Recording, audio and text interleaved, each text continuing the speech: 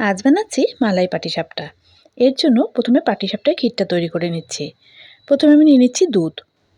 দুধের মধ্যে আমি দিয়ে দিচ্ছি কোকোনাট পাউডার। আপনারা কোকোনাট পাউডারের বদলে নারকেলের কোড়াও ইউজ করতে পারেন।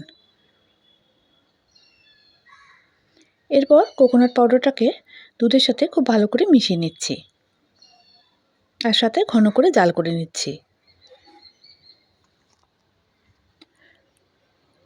দুধটা ঘন হয়ে এলে এর মধ্যে দিয়ে দিতে হবে খেজুরের গুড়।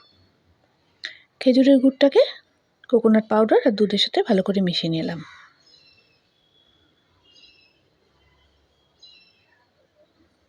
পুরটা তৈরি হয়ে গেছে। এবার পুরটাকে একটা আলাদা পাত্রে আমি ঢেলে রাখছি।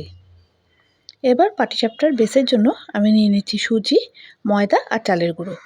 সুজি আর ময়দাটা আমি সমান পরিমাণে নিয়েছি, চালের গুঁড়ো সামান্য কম নিয়েছি। তারপর এর মধ্যে দিয়ে দিচ্ছি খেজুরের গুড় আর দিয়ে দিচ্ছি সাথে দুধ, দিয়ে একটা স্মুথ ব্যাটার তৈরি করে নিচ্ছি।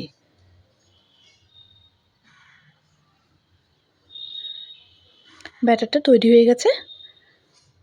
যদি মনে হয় ব্যাটারটা একটু ঘন হয়ে গেছে, এর মধ্যে সামান্য দুধ দিয়ে এটাকে পাতলা করে নেবেন। তারপর এটা আমি 1 ঘন্টার জন্য ঢেকে রাখছি। এরপর একটা পাত্রে অয়েল ব্রাশ করে নিচ্ছি।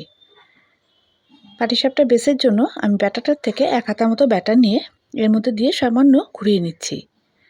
তারপর 1 থেকে 2 সেকেন্ড আমি এটাকে রেখে দিচ্ছি। তারপর এর মধ্যে পুরটা দিয়ে দিচ্ছি।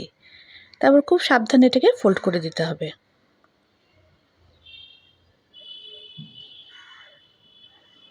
তৈরি হয়ে গেল ক্ষীরের পাটিসাপটা। এভাবে আমি অনেকগুলো পাটিসাপটা তৈরি করে নিয়েছি। পুরটা দেখাবার জন্য একটা পাটিসাপটাকে আমি কেটে দেখাচ্ছি।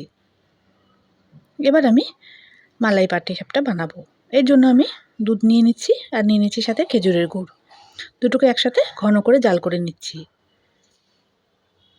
দুধটা ঘন হয়ে গেলে এর মধ্যে পাটিসাপটাগুলো আমি দিয়ে দেব। 2 থেকে 3 মিনিট আমি এপিঠ আর ওপিঠ একটু ফুটিয়ে নেব। বেশিক্ষণ ফোটালে পাটিসাপটাগুলো ভেঙে যাবে। তারপর আমি গ্যাসটা বন্ধ করে দিচ্ছি। তৈরি হয়ে গেল মালাই পাটিসাপটা।